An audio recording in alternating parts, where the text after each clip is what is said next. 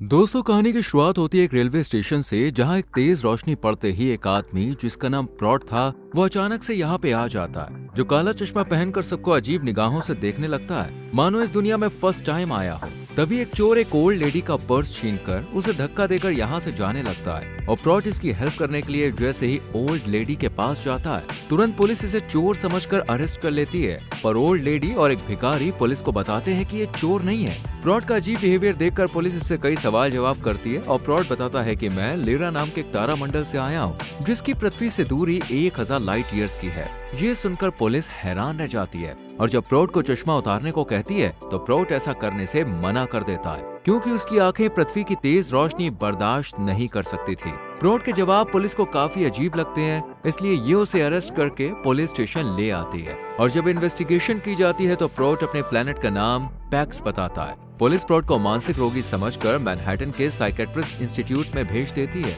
जहां mark Powell नाम का एक साइकेट्रिस्ट इस केस को हैंडल करता है। और मार्क का जूनियर प्रॉट के दिमाग के टेस्ट वगैरह करने के बाद बताता है कि इसके दिमाग में कोई कमी नहीं है। हमने इसे हैवी डोजेस भी दिए, पर अफसोस उनका भी प्रॉट पर कोई असर नहीं हुआ है। इस मिस्टीरियस केस को देखकर अब मार्क खुद प्रॉट से मिलता है और प्रॉट उसे कहता है कि मैं लाइट की मदद से केपेक्स प्लेनेट से पृथ्वी पर आया हूँ और पहले भी एक दफा आ चुका हूँ। साथ ही ये अपने एलियन होने की बात भी रिवील करता है। इस पर मार्क पूछता है कि अगर तुम सच में एलियन हो तो फिर हम इंसान जैसे क्यों नजर आ रहे हैं। प्रॉट जवाब देता है, मैं पृथ्वी पर हूँ इसलिए ह्यूमंस जैसा दिख रहा हूँ, जबकि केपेक्स प्लेनेट पर एलियन ही नजर आता है। लेकिन मार्क अभी से एक सीरियस मेंटल पेशेंट मानकर अपने इंस्टीट्यूशन में एडमिट कर देता है। प्रॉट दूसरे पेशेंट्स के साथ डॉक्टर से भी काफी अच्छे से और वेल मैनर्ड वे में बात करता है और पेशेंट्स को बताता है कि मेरा प्लेनेट पृथ्वी से काफी ज्यादा एडवांस है, वहाँ 2 सूरज और 7 चांद हैं। ये बात सुनकर पेशेंट्स भी इसे आला दर्जे का पागल समझने लगते हैं। अगले दिन मार्क एक मीटिंग ऑर्गेनाइज करके सभी डॉक्टर्स को प्रॉट के बारे में बताता है, जिसका मानना था कि वो पृथ्वी पर 4 साल 9 महीने पहले आया था और वो 337 सालों का है। सब डॉक्टर्स प्रॉट को हैवी मेडिकेशन देने की सलाह देते हैं, पर मार्क ऐसा करने से मना कर देता है, क्योंकि वो जानना चाहता था कि आखिर प्रॉट ऐसी बातें क्यों कर रहा है। इसलिए मार्क को बुलाता है और केपेक्स प्लेनेट की जानकारी लेता है, जिस पर प्रॉट कहता है कि हमारे ग्रह पर बच्चों को जन्म देना पृथ्वी के मुकाबले काफी रिस्की होता है, इसमें जान जाने का खतरा भी बना रहता है। प्रॉट जिस अंदाज में केपेक्स प्लेनेट के बारे में बताता है, मार्क को भी लगने लगता है कि ये सच बोल रहा है। सेशन में भी प्रॉट ऐसी कोई हरकत नहीं करता है जो उसे पागल करार दिला सके। ये सब पेशेंट से अच्छे से बात करता है और फिर एक शांत लेडी के पास जाता है, जिसने आज तक किसी से भी बात नहीं की थी और ये सब एक फायर इंसिडेंट के बाद से इसके दिमाग में डेवलप हुआ था। यहीं पर एक और लेडी थी जो सच सवर कर सिर्फ अपने रूम में ही रहती थी, जो किसी को भी रूम में आने की परमिशन नहीं देती थी। प्रॉट रूम के बाहर जाकर इससे पूछता है कि तुम किसका और कब से वेट कर रही हो। इस पर यह लेडी कहती है कि मैं 11 सालों से किसी का इंतजार कर रही हूँ। प्रॉट की बातों से ये लेडी भी इसके साथ काफी घुल मिल जाती है। इधर मार्क को जानकारी मिलती है कि प्रॉट की बॉडी में ऐसा मैकेनिज्म है जिससे वो सूरज की अल्ट्रा वायलेट किरणों को डिटेक्ट कर सकता है, लेकिन सूरज की रोशनी को बर्दाश्त कर पाना उसके लिए इम्पॉसिबल है। इसलिए वो काला चश्मा पहन कर रखता है और फिर से मार्क प्रॉट के साथ सेशन रखता है और कमरे की लाइट को डिम कर देता है, जिससे प्रॉट पहली बार चश्मा उतारकर मार्क से बात करते हुए बताता है कि हमारे प्लेनेट पर शादी जैसा कॉन्सेप्ट नहीं है, वहाँ सिर्फ बच्चे पैदा करने का रिवाज है और फिर उस बच्चे को हम सब मिलकर पालते हैं। ना तो केपेक्स प्लेनेट पर सरकार थी और ना ही रूल्स एंड रेगुलेशंस। ये सुनकर मार्क बहुत ही हैरानी से पूछता है कि अगर कोई क्राइम कर दे तो फिर उसे कौन सजा देगा और कैसे देगा। इस पर प्रॉट बताता है कि हमारे ग्रह पर सबको अच्छे बुरे की समझ है, इसलिए कोई भी लिमिट क्रॉस करके गलत काम नहीं करता है। प्रॉट आगे कहता है कि हमारा ग्रह तुम्हारी पृथ्वी जैसा बिल्कुल नहीं है, जहाँ लोग झूठ बोलते हैं और जिस क्राइम को कंट्रोल करने के लिए गवर्नमेंट बनाई गई है वो भी समटाइम्स जनता को धोखा देती है। प्रॉट की बातें मार्क को भी कश्मकश में डाल देती है, इसलिए अगले दिन मार्क स्टीव, जो कि इसका दोस्त था, उसके साथ प्रॉट का केस डिस्कस करता है, क्योंकि स्टीव एक एस्ट्रोनॉमर था। स्टीव एस्ट्रोलॉजी और साइंस से जुड़े टोगेस्ट और एडवांस क्वेश्चंस देते हुए कहता है कि अगर प्रॉट सच में मेंटल है और एलियन बनने का नाटक कर रहा है तो ये इन सवालों को सॉल्व नहीं कर पाएगा। अगले दिन मार्क होई नाम के एक पेशेंट के पास आता है, जो ना तो मेडिसिन ले रहा था और ना ही खिड़की से दूर जा रहा था। मार्क जब इसकी वजह पूछता है तो होवी कहता है कि मैं यहाँ ब्लू बर्ड को ढूंढ रहा हूँ, जो खुशी का सिंबल है। प्रॉट ने कहा है कि अगर मैंने उसके बताए गए 3 काम कर लिए तो मैं एकदम ठीक हो जाऊंगा। ये सुनकर मार्क को बहुत गुस्सा आता है, क्योंकि उसे लग रहा था कि प्रॉट खुद तो पागल है ही,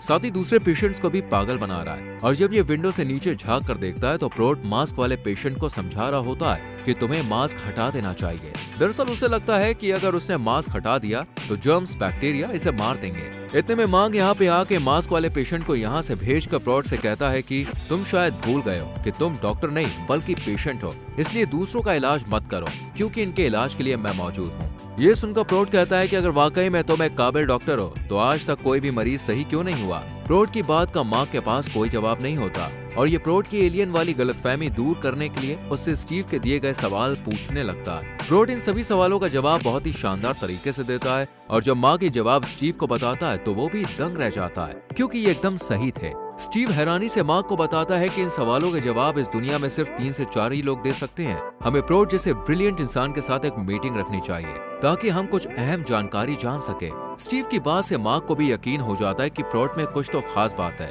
जो उसे इंसानों से अलग बनाती है। इसलिए कुछ साइकेट्रिस्ट प्रॉट के साथ एक मीटिंग रखते हैं और जब प्रॉट से लाइट ट्रेवल के बारे में पूछते हैं, जिस पर प्रॉट कहता है कि तुम इंसान अभी इतने एडवांस नहीं बने कि तुम लाइट ट्रेवल को समझ सको।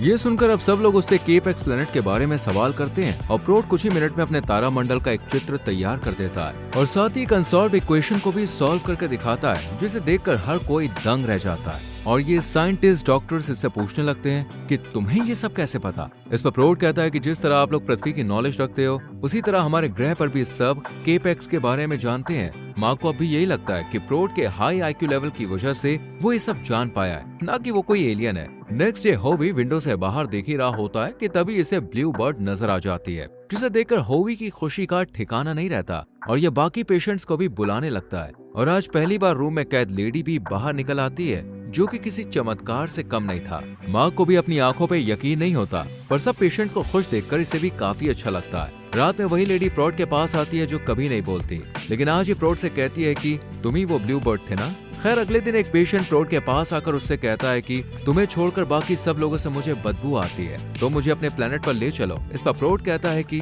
तुम में से सिर्फ एक को मैं अपने साथ ले जाऊंगा। ये सुनकर सब प्रॉट को देखकर उसके साथ जाने की तमन्ना जाहिर करते हैं। ये बात मार्क तक भी पहुंच जाती है और वो प्रॉट को समझाता है कि तुम्हारी इन झूठी तसल्लियों से मरीजों की तबीयत और बिगड़ सकती है। इस पर प्रॉट कहता है कि मैंने कोई झूठ नहीं बोला, मैं तो सच में किसी एक को साथ लेकर जाऊंगा, वो भी 27 जुलाई को 5:51 पर। प्रॉट की बातें मार्क को और ज्यादा कंफ्यूज कर देती है और प्रॉट को समझाने के लिए ये इसे अपने घर पर बुलाता है। प्रॉट मार्क की फैमिली से काफी अच्छे से मिलता है और मार्क का डॉग तो कुछ ही पलों में प्रॉट का दोस्त बन जाता है। जबकि इस डॉग की खूबी थी कि वो किसी स्ट्रेंजर के साथ ज्यादा क्लोज नहीं होता था। प्रॉट मार्क के बच्चों से कहता है कि ये डॉग तुमसे बहुत नाराज है क्योंकि तुमने इसका फेवरेट शूज कहीं छुपा कर रखा है। दरअसल इस डॉग को एक शू बहुत अच्छा लगता था, लेकिन मार्क के शरारती बच्चे उसे छुपा कर रखते थे, इसलिए बच्चे सच सुनकर हैरान रह जाते हैं और हमें समझ आता है कि प्रॉट एनिमल्स की भाषा भी जानता है। इसके बाद प्रॉट मार्क की बेटी को झूला झुलाने लगता है, पर तभी कोई पानी चालू कर देता है। पानी को देखकर प्रॉट बहुत ज्यादा डर जाता है और बच्ची के ला कहने के बाद भी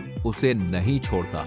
बच्ची को देखकर ये सब लोग यहाँ पे आ जाते हैं और जब पानी बंद करते हैं तो प्रॉट थोड़ा नॉर्मल होता है, पर प्रॉट के इस बिहेवियर से मार्क की वाइफ मार्क पर बहुत गुस्सा करती है। मार्क अपनी कोलीग से भी प्रॉट के पानी के डर को डिस्कस करते हुए कहता है कि हो सकता है कि प्रॉट के अतीत से कुछ ऐसी यादें पानी से जुड़ी हों जिनकी वजह से प्रॉट आज तक पानी को देखकर नॉर्मल नहीं हो पाया है। मार्क आगे बताता है कि प्रॉट 27 जुलाई को जाने वाला है, जिसका मतलब है कि वो उस दिन अपने आप को या फिर किसी और को नुकसान पहुंचा सकता है। प्रॉट के जाने से पहले मार्क हिप्नोटाइज की मदद से उसके पास्ट के बारे में जानने का फैसला करता है, पर अफसोस प्रॉट पूरे इंस्टीट्यूट में कहीं भी नहीं होता और पेशेंट्स बताते हैं कि वो कुछ खास इन्फो इकट्ठा करने के लिए ग्रीनलैंड और आइसलैंड गया है। मार्क को पेशेंट्स की बात पर यकीन नहीं होता और ये जगह जगह प्रॉट को ढूंढने लगता है, पर कोई फायदा नहीं होता है और ठीक 3 दिन बाद प्रॉट एक पेड़ पर बैठा हुआ नजर आता है। मार्क के पूछने पर प्रॉट बताता है कि मैं लाइट ट्रेवल करके ग्रीनलैंड और आइसलैंड गया था ताकि वहाँ की इन्फॉर्मेशन इकट्ठा करके अपने प्लेनेट पर उसे सबमिट करा सकूं। अगले दिन मार्क प्रॉट को हिप्नोटाइज करता है और प्रॉट पास में झांकते हुए